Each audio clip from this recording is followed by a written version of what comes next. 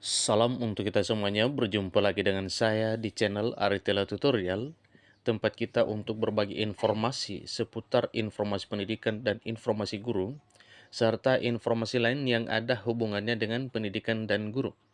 Pada pertemuan kali ini, perkenankan saya menyapa Bapak Ibu honorer yang sedang menantikan jadwalnya untuk mengikuti seleksi CPNS 2023, baik jalur umum maupun jalur khusus.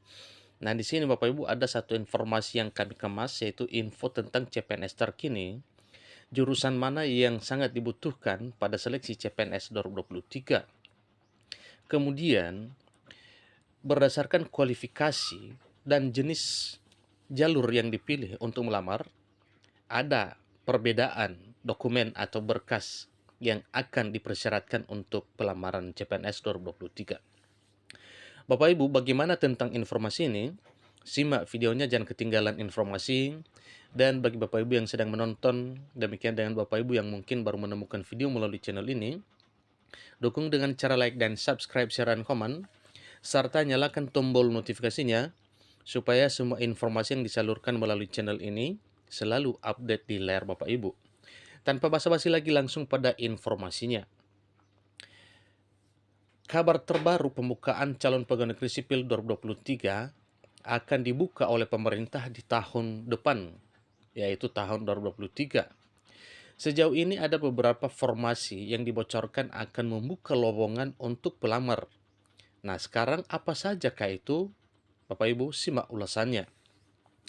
Melansir dari berbagai sumber, pada hari Rabu 21 Desember 2022, pemerintah dikabarkan akan membuka rekrutmen atau lowongan calon pegawai negeri sipil 2023. Namun untuk kepastian tanggal dan jumlah formasi yang akan dibuka, kini masih dalam tahap proyeksi kebutuhan. Namun, Menteri Penanggulangan Aparatur Negara dan Reformasi Birokrasi Abdullah Azwar Anas melalui keterangannya memberikan sedikit gambaran bahwa dalam rekrutmen lowongan calon pegawai negeri sipil 2023 mendatang, setidaknya ada 5 formasi yang akan dibuka, seperti hakim, jaksa, dosen, agen, dan tenaga teknis lainnya. Dan bukan hanya itu saja Bapak Ibu. Anas juga menjelaskan bahwa jumlah lowongan calon pegawai negeri sipil 2023 akan dibuka seiring dengan jumlah pegawai negeri sipil yang akan pensiun di tahun depan. Sementara, pemerintah harus memenuhi sumber daya manusia yang dapat mendukung program strategis nasional berdasarkan letak geografis dan kemampuan anggaran daerah. Saat diwawancara, Anas juga sempat menyinggung terkait pemenuhan formasi khusus bagi pelamar atau pegawai ASN yang memiliki keturunan asli Papua dan Papua Barat serta DOB Papua. Selanjutnya, Anas juga menyampaikan bahwa selain melakukan perekrutan calon pegawai negeri sipil, tahun depan rencananya pemerintah juga akan membuka kembali lowongan P3K yang kini masih mempertimbangkan usulan dari kementerian, lembaga, atau pemerintah daerah. 4 formasi pelamar yang akan diprioritaskan. Pertama adalah formasi bagi lulusan terbaik atau cum laude, ya, yang mana formasi bagi lulusan cum laude ini dibuka bagi lulusan S1, bukan lulusan D4 atau diploma 4, dengan syarat memiliki nilai minimal IPK 3,5. Selain itu, pelamar juga harus berasal dari perguruan tinggi dan program studi yang memiliki akreditasi A dan terdaftar di database pendidikan. Ingat Bapak Ibu ya, dari mana perguruan tingginya, kemudian bagaimana tentang keadaannya, yaitu harus terdaftar di database pendidikan.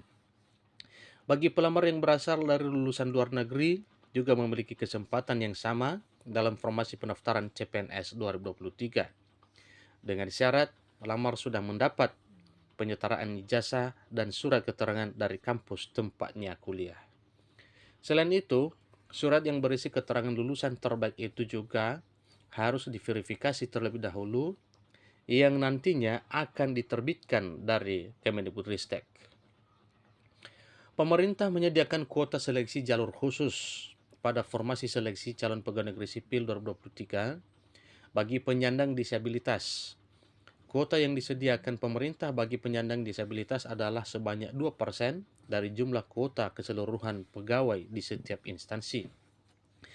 Namun ada yang perlu digarisbawahi, tidak semua instansi menyediakan kuota bagi penyandang disabilitas.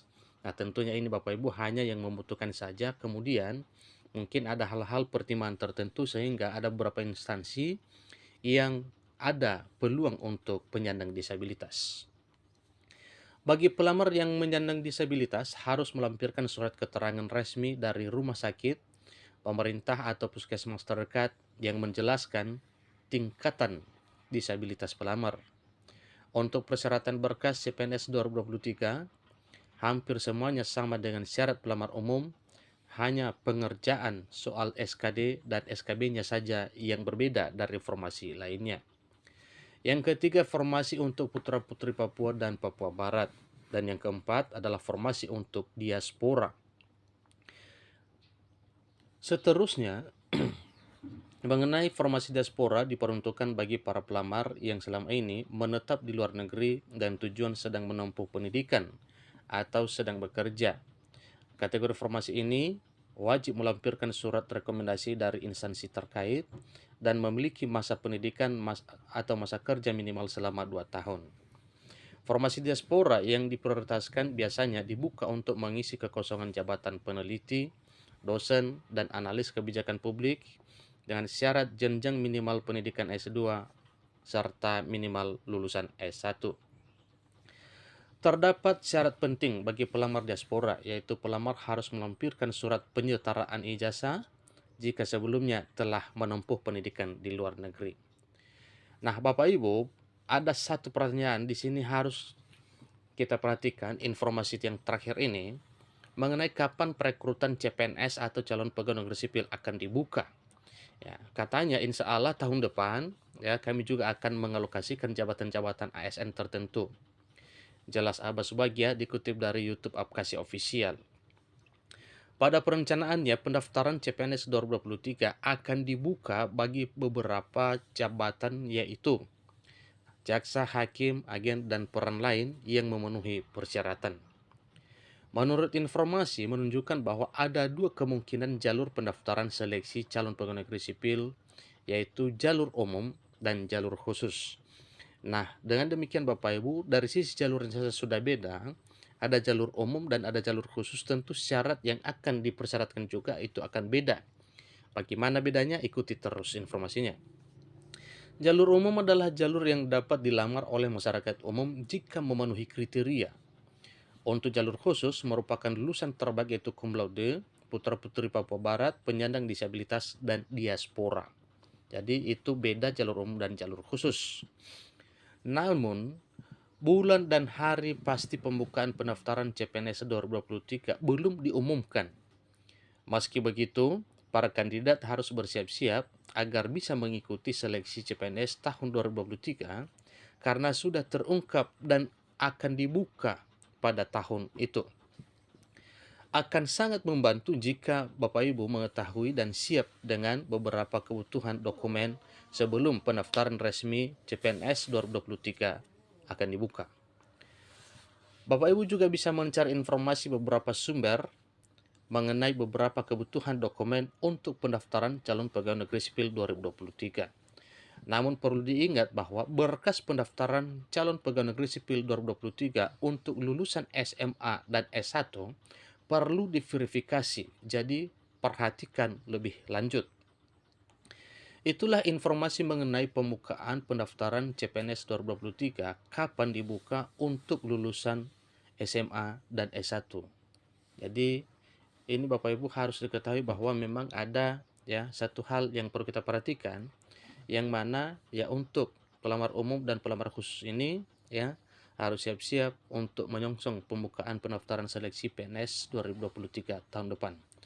Ingat bahwa jalurnya ada 2 yaitu jalur umum dan jalur khusus, tentu syaratnya juga pasti akan beda. Demikian informasinya, kurang lebih dalam penyampaian saya mohon dimaklumi. Sampai ketemu pada video berikutnya. Terima kasih. Sudah.